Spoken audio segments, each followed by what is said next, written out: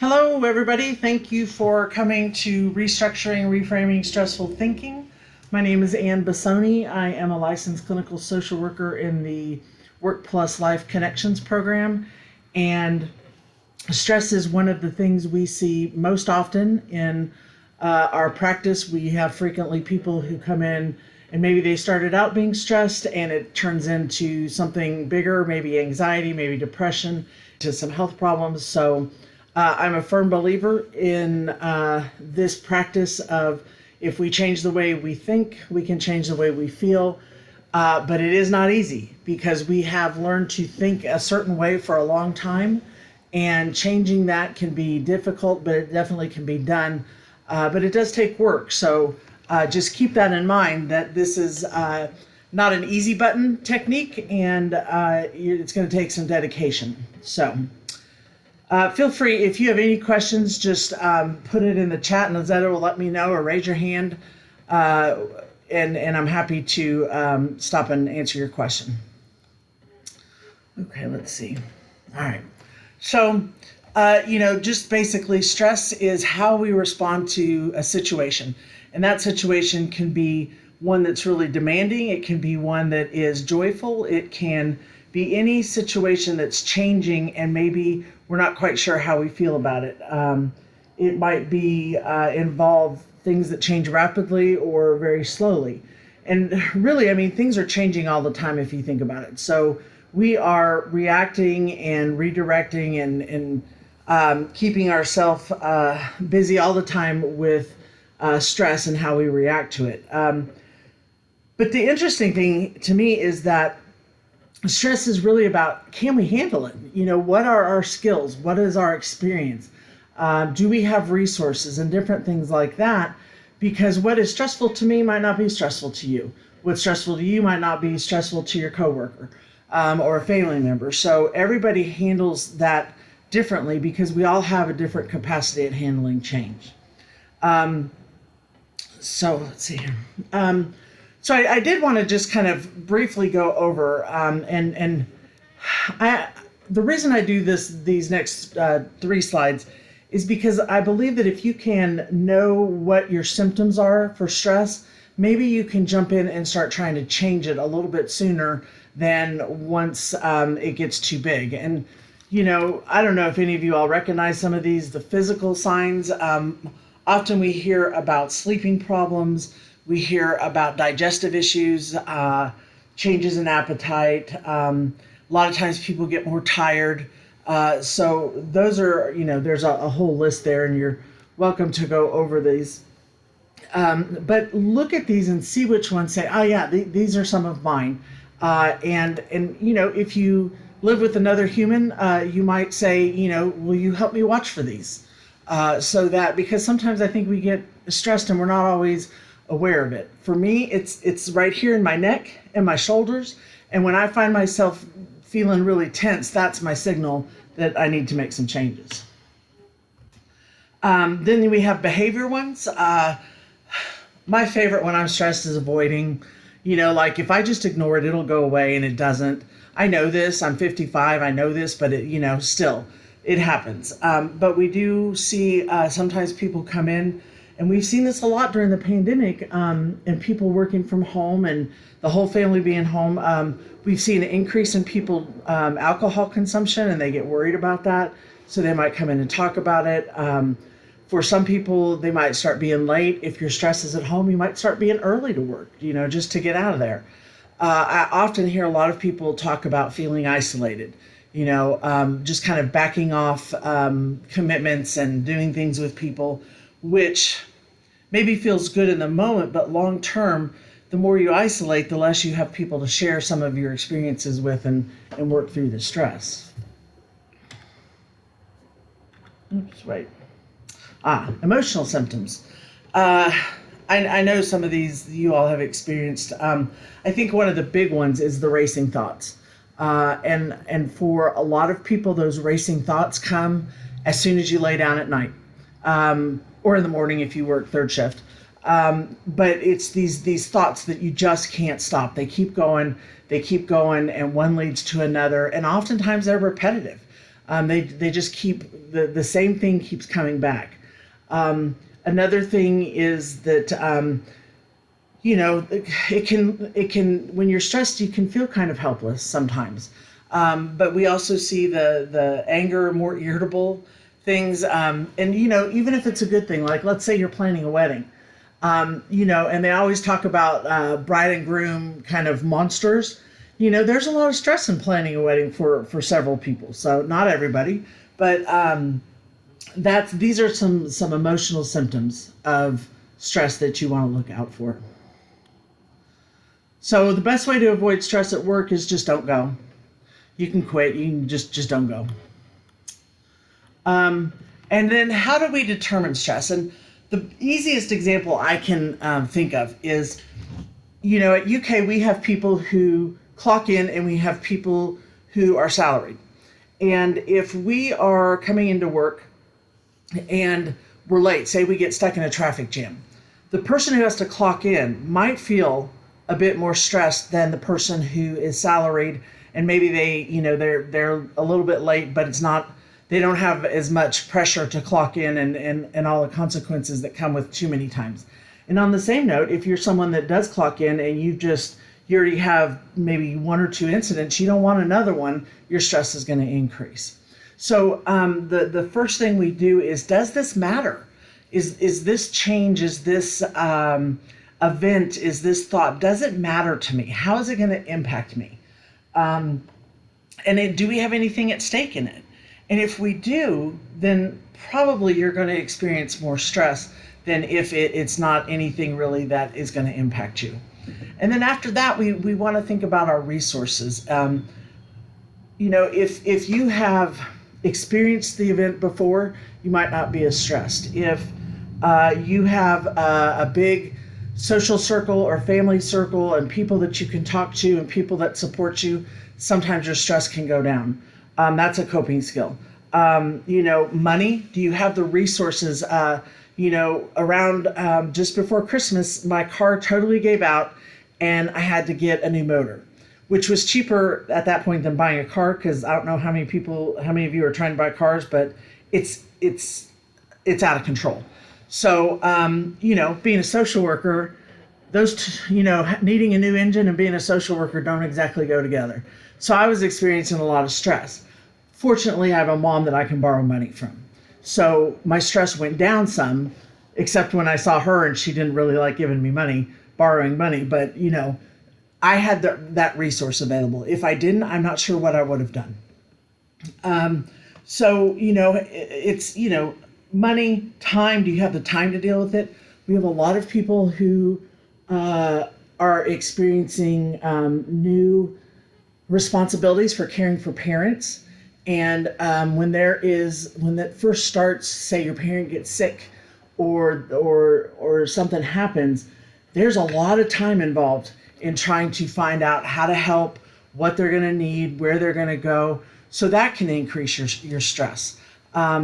So there's all these different ways, and if of resources, say in that situation, if you know that Terry Weber, our elder care specialist, can help you find some of these resources, that might be better. But if you don't know that resource, then you might really be struggling to figure out how to take care of the situation.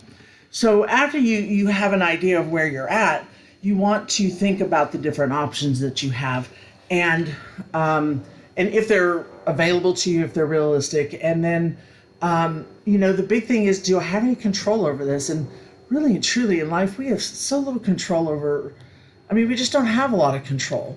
But we can learn to control, so to speak, our reactions and our thoughts. And that's what this is about. So cognitive restructuring is one of the techniques within cognitive behavior therapy. And the whole thing is, we want to check our feelings and our thoughts. Like, what are we thinking? How does it make us feel? And if it is something that increases our stress, can we change it? And there's a series of questions that you can do, and the worksheets that you were sent. Some of them are repetitive. I just put in a few different options so that you could find the one that fit best for you. So I didn't want to just leave you with one option that you say, I don't really like this. But when we change our perception of the event, we can change how we're feeling about it. Now, there's cognitive reframing, which just kind of happens naturally. We do that all the time. Like, say there's a male female married couple, and the man's walking down the street and he looks in and his wife's in a men's shop, and he thinks, what's she doing in there? And depending on our experience, you could do a lot of things. You could think, is she cheating? Is she buying something for someone else? Or maybe you say, oh yeah, it's my birthday, maybe she's going to be getting me something. So in all of those moments, all of that movement, we are reframing. And then if it is something that causes us stress, that's when we want to move into restructuring. So one of the handouts that I gave you is called Cognitive Distortions. And really study these, you all, because these are the things that send us into higher stress, into a tailspin. And my favorite, my absolute favorite, my go-to is catastrophizing. I almost can't stop myself sometimes. And I go way back for my favorite example of when I first got to UK. And we were starting this program, and it was right around the time back then where they were doing, I called it layoff reductions in force. And a lot of people were upset because they were losing their jobs. And my boss at the time came to me and she said, Anne, are you seeing very many people? And because I all of a sudden was losing my job, I lose my home, I'm living down on the streets in Lexington with my cats, and I've got nowhere to go. And because I know I'm a catastrophizer, because I know that's my go-to, I was able to stop and say, Robin, am I losing my job? Is that what this is? And she said, no, we're just trying to figure out if you're going to have time to see some of these people that are losing their job that need someone to talk to. So the more we know about how we respond, and usually we have a couple of these, like if you all look at this list and maybe the handout that goes with it, I'm gonna ask you to participate now, folks. Okay, just gonna ask you. Does anybody see any of these distortions that you think, yeah, that's me? That right there it is. And you can put it in the chat or say it. I think overgeneralization. Say more about that. So I sometimes will make a connection and I think, well, if they said, one thing that it really applies to everything else, or, Okay. I kind of over amplify the situation. It might also be catastrophizing. So it's kind of similar in that regard. Mm-hmm. Yeah. Let's see. Jennifer said, I constantly have to remind myself that worry, especially catastrophizing, is a gross misuse of imagination. That's the truth, because boy, I've got an imagination when I'm catastrophizing. It's one of the best there is. Let's see what else. Brian liked the way she put that. Using should. Yes, my grandpa used to say, Anne, just be careful that you don't should all over yourself. It'll put you in trouble all the time. And I love that, and I've remembered that, obviously, but we do that quite frequently. I should be doing this. I should be doing this. And what's the feeling you get when you think you should be doing something and maybe you're not, or maybe you can't? Oftentimes we feel guilty, we get depressed, we get irritable. So, here's one I love. Anna, would you say more about mind reading? I'm putting you on the spot.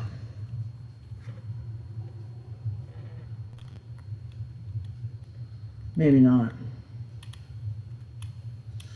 Hi, sorry, this is Anna. Can you hear me? Yes. I just wanted to say, so mind reading, when I get stressed, they're thinking ... It's all the judgments that I'm passing on myself, but I'm sure that everyone else is actually passing them on. So you know what everybody's saying about you. Absolutely. And it's rarely good in those situations.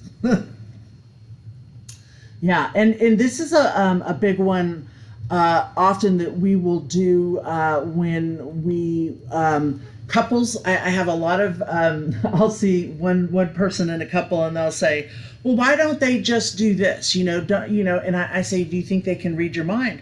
Well, they should. They should read my mind, but a lot of times people are not reading your mind when we thinking they are. They are, and we can, if we don't question it, we're going to walk away with a skewed view. Somebody else said mind reading, disqualifying the positive.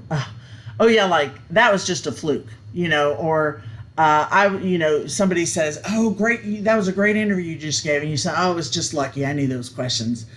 So in what I have find is that if you can say thank you, oftentimes that helps a little bit more. Mind reading is the downfall. Yeah. Not on here. Oh, rationalization. Good one, Brian. Say more about that one. Can you hear me? Yes. Kind of when you said disqualifying the positive, that sort of jogged my thoughts. We tend to, or at least I tend to, explain away things with logic. Uh-huh.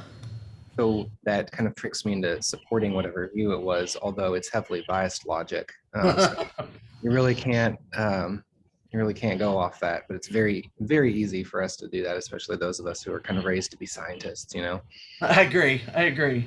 Okay. Thanks, you guys. I appreciate your input. So again, you might have a few of these, and if you recognize them, that might help you if you find yourself trying to tell yourself what people are thinking about you, or you try to catastrophize. That might be your signal to, wait a minute, I'm feeling some stress here, and what we're gonna talk about are some things that you can do to stop that. So the ABCs of restructuring, and this is let me go to this sheet. So there's an ABCDE log, where A is the activating event, B is these thoughts that come to us automatically. C are how we feel about those negative thoughts. D is going to ask us, is there a way to dispute that? And then E is going to be our new restructured thought. So A is some activating event, something that makes you stressed or concerned or worried, and you start ruminating on it. Where do we develop our beliefs about events over time? Often we see how our parents maybe reacted to things, how our family members did, teachers, so we have this whole script by the time we get to be adults of ways to think about things. And if we have parents that worried all the time, we might tend to be people that worry in an easier fashion. And I know, I went to do a presentation on this once, and this one lady, what she said was, well, I'm going to leave that one out. So then when the event happens, you want to stop and say, how am I feeling about this? What are my beliefs? What am I telling myself about the event? And it might be like some of the examples, it might be that, oh, I'm terrible. I'm never going to get things right. I should be doing this. They think I'm an idiot, those kind of things. And those beliefs lead to a feeling. And here, there's that other worksheet. It's the most basic one. And it's the cognitive model, the situation, the thought leads to an emotion, leads to behavior. So the activating event creates a thought, and the consequences is how we feel about it. And again, I might feel very differently than you feel about it, but we're going to have some type of feeling, and that's going to lead to how we react. And when I get stressed, oftentimes my first thing is irritability. I tend to get irritable. Or, my coworkers know this about me all the time. I said, I wish I was a positive person. I wish I could believe the best is going to happen, but I believe the best is going to happen for you. But when it comes to me, I am negative Nelly, and so when I get stressed, that's where I tend to go a lot of times. So then once we have the consequence, which is the behavior, then we want to use some questions that I'll show you here in a minute, and we want to replace that thought, like find a different solution to what is being said here. So let's see. If you want to pull up, let me see which worksheet. There's a few. So on this one, this is one that I see frequently. So the way it works is that B is influenced by A. So there's an event. You have this thought that is created. Whatever that thought is, that's going to lead to C, the consequences and emotion, which then lead to the behavior. So D is where you intervene. D is where you say, wait a minute, I've got some cognitive distortion going on. I need to think about this. And there are some questions you can ask yourself. See, I have to write these down because even I forget after doing them all these years. That might be, is there a different explanation for the situation? Again, do I have the resources to handle that situation? Could it be that I am blowing things out of proportion? One of my favorite things to do when I'm stressed is what's the worst? What is the very worst that could happen as a result of this? And I made the mistake of asking a group of nurses this, and I said, well, if you make a mistake, what's the worst that's going to happen? And they're all like, the patient could die. I was like, okay, well, that's a bad one. That's a bad one. Not really what I was expecting at the moment, but so sometimes the disputed, when you dispute the negative thought, you might find out it's true. And that's okay, because then you have a reference and you still are going to think about what are your resources and things like that. Another thing you might say is, have I ever experienced something similar to this? And how did that go for me? Do I know anybody that has experienced this that can help me out? These are all on one of the worksheets that's coming your way. I tend to talk fast, so don't get panicked if you're not getting it all. Not that you panic, but some people might. I mean, cognitive distortions and stuff. So then once you have disputed and you have some answers, then you want to ask yourself, how can I look at this differently? What's a new way I can look at it? So it's hard to, I think this is hard to grasp in the abstract just like this. So is there anything that somebody wants to share that is stressing them out right now? Besides life in general, that's a big one.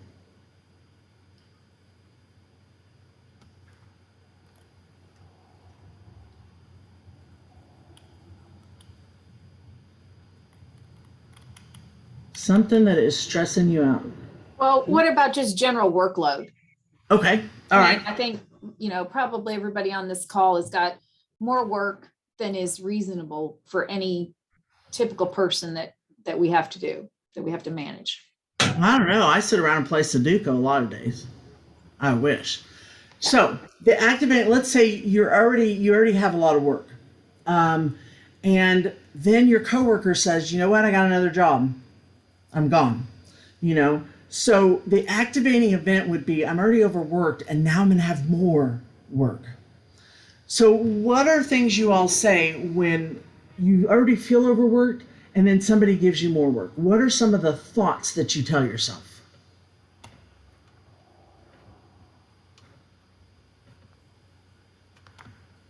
And don't curse because we're recording. Yeah, I just can't handle one more thing. Yeah. Okay. This is just too much. I'm done. Okay. Yeah, panic. Not one more thing. We'll never get it all done. Never. Yeah. And sometimes, and this is where I'm talking about, sometimes that's the truth. Sometimes it's never ending. Anything else that you all tell yourself? Yes, workload. Do you ever say things like, it's not fair? My coworker over there sits around on their phone all day and they're not getting nearly as much work as I do. And this is where we start to see tension in offices sometimes. Oh, sorry, here comes my kitty. There he goes. So all of these things come up. And then if, as a result of those thoughts, what are some of the feelings you get as we were talking about this, or as it's actually happened to you? What are some of the feelings that you got? Frustrated, Mm-hmm. angry, Yes. Mm-hmm. irritable, Mm-hmm. Exhaustion. Yes. Resentment. Yeah. Defeat, hopelessness sometimes. So those are the consequences of the emotion. And when you're feeling that way, what are some of the behaviors that happen? I cry. I'm a crier. I'll just put it out there. I eat my stress. Yes. Mm-hmm. Doritos. What else? What are some other behaviors?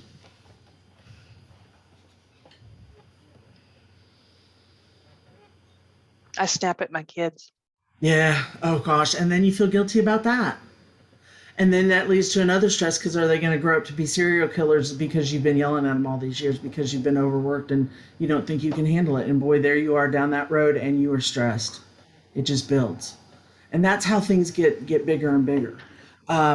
Yeah, I mean, I have people come in all the time who say, I feel so guilty, work's really hard. And my partner says, how was your day? And I say, how do you think my day was? Or something like that. And then it's this feeling of, oh gosh, I just took it out on the person that supports me the most. And, telling somebody, well, if you get screamed at, it's probably because they really appreciate you and you're not going anywhere. But that doesn't make you feel any better when you're being yelled at. So these are some things that happen. Irritability, crying, you might eat too much, you might drink too much, you might lose sleep, things like that. So the automatic thoughts over here was, I'll never get it done. And you have to ask yourself, is it true that I'll never get it done? And what is it? Like, for some of you that are feeling really overworked, when you think I'll never get it done, are you thinking about all of it? Are you thinking about a specific thing? Because this is where we kind of get into generalizations.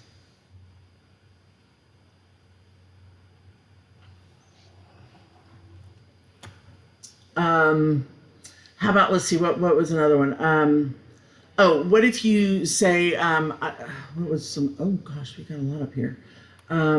Self-sabotage. Ooh. Avoid doing anything. Well, you guys, I appreciate, these are great. Yeah, eat, cry, snap at others. Avoidance, that's a big one. Shut down, sleep more. Someone lashing out sometimes. Okay. So, the other thing is it true that you can't handle it? And I think our knee-jerk reaction is, I can't handle this. And so it's what we tell ourselves, and this is where it's very important that if we can change our thinking, then it becomes less stressful. So I'm going to do kind of a D and E together of, if you say, it's a lot, but, I'm getting it done slowly each day. I get some more done. Then maybe your new approach is, I'm going to get done what I can each day. And that's better than I'll never get it done. What were some of the other negative thoughts? I should have wrote those down. Do y'all remember? frustration, and the anger. And So let's say, what if you say to yourself, my supervisor always gives me extra work. They never give it to my coworker. They always give it to me. Is it true that you are always the one to get the extra work? Which is very different than I often, or a lot of times. I mean, you're still getting extra work, but it's not as big as thinking I'm the only one that gets all this work dumped on them. Maybe you're talking to someone and they say, well, why don't you go talk to your boss about it? And you think, that's not going to do anything. and sometimes it doesn't. Sometimes that's accurate. Your boss is like, do it anyway. But if that's the thing, you might think about what's the best way. Is it true that my boss never listens to me? Is it true that he or she has never made contingencies or never said, okay, let's toss this around? The other one of, is it true that my coworker sits over there all day on their phone? That is true for some. And that's one of the biggest complaints I hear from people about their coworkers is, they're just sitting around over there and I'm busting my butt trying to get all this stuff done. So with those, as you've disputed it, maybe you say to yourself, well, what's the worst that can happen if I'm overworked? Well, you could get burnout. You could experience some physical symptoms of illness, because stress can lead to illness. And some of these are cheesy, guys, so stick with me, okay? But maybe you say, well, it's going to make my vacation that much better when it finally comes. Something like that. I've been trying that one because I've got a vacation at the end of the month. It's not sticking yet, but I'm going to stick with it and keep trying for a little while, see if it does. But you want to be able to, from your answers to D, come up with something that reduces the stress. It'd be great if it totally goes away, but it doesn't often totally go away. But can it go down to a manageable level so that then you can engage in those other things that help manage stress, like exercise, talking to someone, engaging in activities that you like, things like that. Because sometimes when we are so stressed and we have so much negative thought, we get paralyzed and we don't. And then that's when we turn to the more negative coping skills, like eating too much or drinking too much or shopping too much. Things like that. So those are the big ones. There's another one. If you look on the worksheets that I gave you, I kind of like this one. The one that says the cognitive model example sheet. And there's also a blank one. And what I would suggest, if you find one of these that you like, before you write on it, make some copies, or send me an email and I'll send you the link to where I got these. But the cognitive model, the example sheet, it asks you to describe the situation. So in this example, the person puts, a coworker who I'm usually friendly with walked past me in the hallway without saying hello. And the first thought they had is, what did I do wrong? Why don't they want to talk to me? What did I do to them? Are they mad at me? And so with that thought, you're going to be hurt, you're going to be offended. And it's interesting because I have worked with some people who are from other countries and maybe have different customs. And some of the ways that those of us raised here in North America, and it depends on what part of the country too, some of the ways we act, they start to interpret that as they don't like me, they don't want me here, things like that. And if we can discuss some of those things, that reduces their stress. I had one guy who didn't really get eye contact in his country. They didn't do that. And he said, nobody's talking to me. I said, and so he explained it. He would walk down the hall with his head down, because that's the way they did it. And I said, you got to make eye contact. Well, I should have explained that a little bit better, because he came back and he said, this one lady said, why are you staring at me? So I didn't explain to him that eye contact doesn't mean like 30 seconds staring at the person saying hi. So you have to explain some of these things to yourself even, about what to expect. So in this case, if you say to yourself when that person walks by, she didn't even notice me, she must have a lot on her mind. Boy, I bet she's really busy too. That changes that feeling to kind of a neutral feeling, or a feeling of, I wonder what's going on. That's a better feeling than feeling offended and everything. So what happens then with the negative one is that we might pull away from that person. We might stop talking to them. We will go over and over. Was it this that I said? Should I have done this? And our minds just get lost on it. But if we are able to reframe it and say, boy, maybe she's having a bad day, then we can think of, I hope she's okay. You get back to doing what you need to do. And so your stress definitely then goes down because of how you perceived it. So there's some other sheets in there, and I would encourage you all to look at them and find the one you like, and use it, and then give it some time, because like I said, this is not the easiest thing in the world to do, and we are used to thinking a certain way, and to change that way of thinking can be really difficult. So that's the basics of this. Do you all have questions or comments, snarky remarks about any of this?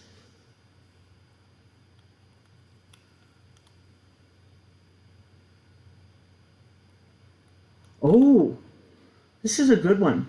When you go on vacation and it's hard to relax because you're thinking, boy, there's going to be 1,000 emails when I get back.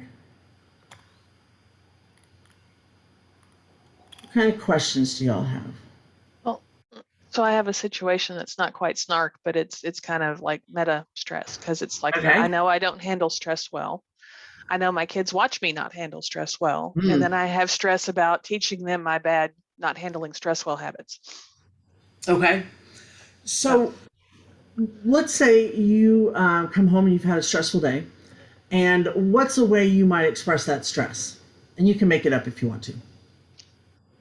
It could be anything from going straight to the ice cream to going and locking myself in my room so that they can't talk to me, even though they have stuff stacked up they want to discuss with me. But I'm like, I need to detox, kind of. Yeah. Okay. I'm very much an introvert and very much need my space. Gotcha. When I need my space. Yeah. So here's what you can do. Let's say you go in and lock yourself in the room, and they're outside your door being like, Mom, Mom, Mom, Mom. And maybe you yell at them. What you can do then is this is why some of these worksheets and new ways of handling things can be effective, is that you can come out and you can say, you know what, you guys, I am feeling a lot of stress and I do need space, and that's okay. But me yelling at you guys was probably not okay. So maybe you guys can sit down and help me think of different ways to handle it. I tell you, kids come up with great ideas. But then you are showing them not only that you made a mistake, but you apologize for it and you're trying to find a solution. Those are excellent examples to give your children. Does that make sense, Jennifer? Yes, it does. Thank you. Okay. It's the same thing with, when I have parents say, oh, I'll never cry in front of my kid. I'm like, please cry. I mean, you don't want to get all snotty and, curled up in a ball, but it is okay to let your kids know it's okay to cry. What else? So what about just, when you get work and you get more work, I think what happens is I try to tackle the work as much as possible. And then of course the trade-off is then there's less time for self-care. So what about that trade-off? Okay. So if you ignore self-care, do you have a favorite method of self-care? Well, ice cream was a good one. Okay.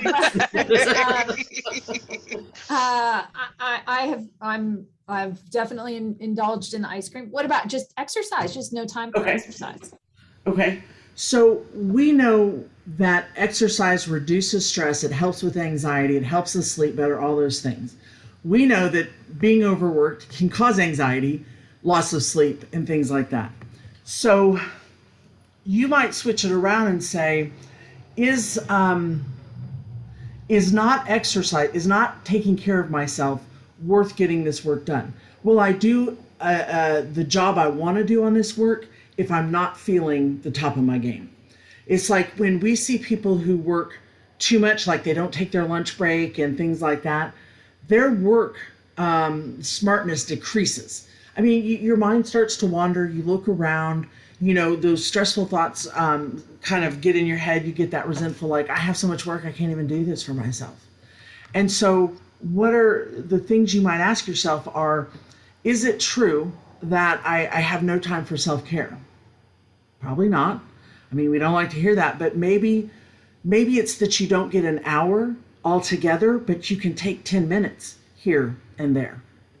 And so you say, maybe I don't get to self-care the way I want, but I can break it up and get it the way I want. Or it might be, well, I really like to exercise. And, does that mean I need to get up a little earlier or a little bit later? And is it worth it? Is it worth it to do that because I'm going to be able to work smarter and get my work done? So you're trying to, this is an example kind of that, you can reduce your stress by figuring out that you do have a lot of work, but it is also a choice. I mean, you can only do what you can do in a day. And you might think to yourself then too is this something I can talk to my supervisor about? Is it, can I ask them about taking an extra 10 minutes here or working later or something so that you can get that extra time in and not getting defeated before you ask and saying, oh, there's nothing I can do. But to allow yourself to think, and then again, what are your resources? Maybe you ask your coworkers or a friend, when you've been overworked, how did you fit in self-care? Use your resources. That's something.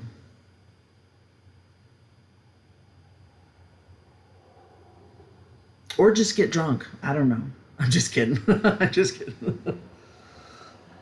What other questions y'all have?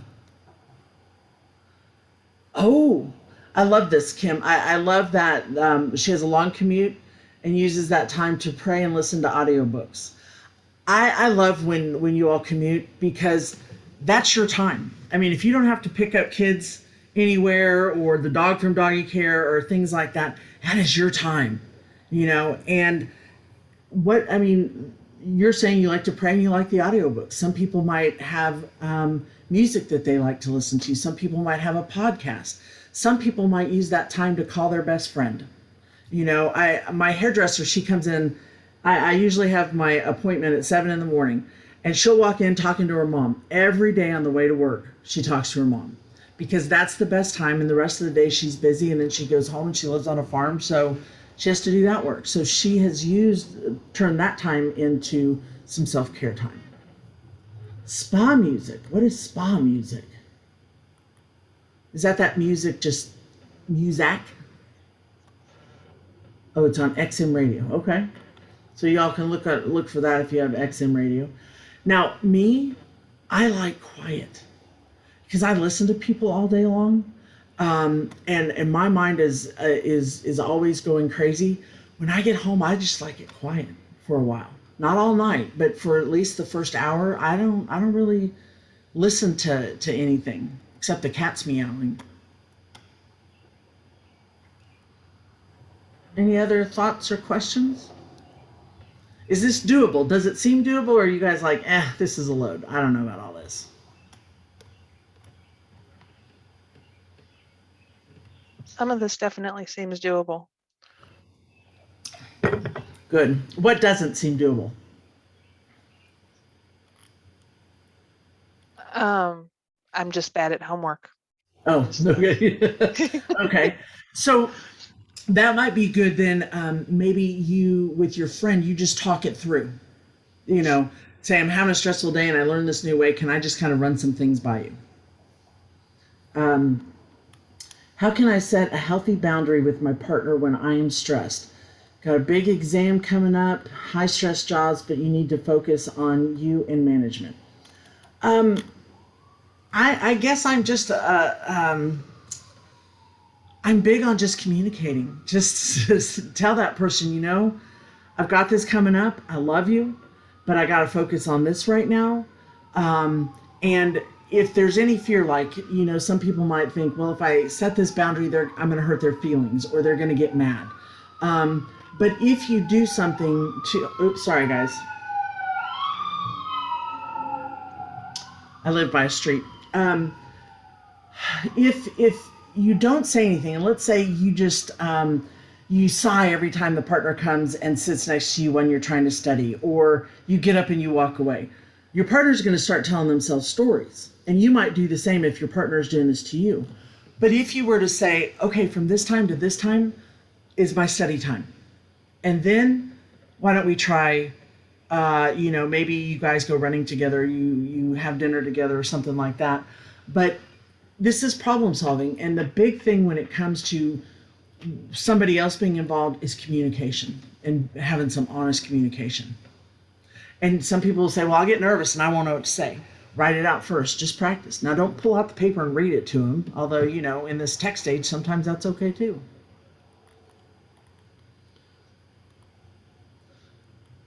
Yes, talking about it does help kind of figure out what your responses are. Now I work from, yeah, you miss that time because you're not, you don't get that little break anymore, do you? From leaving the office and coming home. Sorry, Terry. The sirens, I know. But in the heat of the moment, it can feel, okay, I'm glad, who wrote that? Sean, I'm glad you said that because it is doable, but you are right. In the heat of the moment, our brain is telling us we're in danger. And so, our blood flow goes different ways, our heart rate increases or slows down, and it's hard to think. So if there is something that stresses you out frequently, it's a recurring thing, you might use these worksheets, one of them or whatever, or talk to someone and come up with the solution. And then, maybe you laminate it. Maybe you put it on your phone. I love laminating. Do you guys like laminating? You put it in that machine and it get, when it's really thick. I love it. But maybe you put it on your phone. And so then you remember, oh yeah, I remember I had thought about this and here's some things I'm going to do. And you look at your phone or you look at the sheet. So you want to plan it ahead. And if it's something like being overworked and maybe your whole office is, maybe you all try to figure out a solution together or a different way of thinking about it or a response. And then you can remind each other. I'm glad you said that. Being consistent about practicing self-care. Okay. Shallery? I hope I said that right. You're right, because this is the thing. I like to think of these automatic thoughts we have that we fully believe at this point as those deep ruts in a road. And when you drive a car in mud, eventually you get these really deep ruts and your car stays right in those. It's almost like you're driving the car and you're going to try and get out of that rut and your car's going to bounce back down sometimes and sometimes it's going to bounce up. So the more you can practice this, and maybe you just review it when things are going well, so that you start to believe it and know that over time, if you continue to tell yourself this thing, you're going to start thinking differently.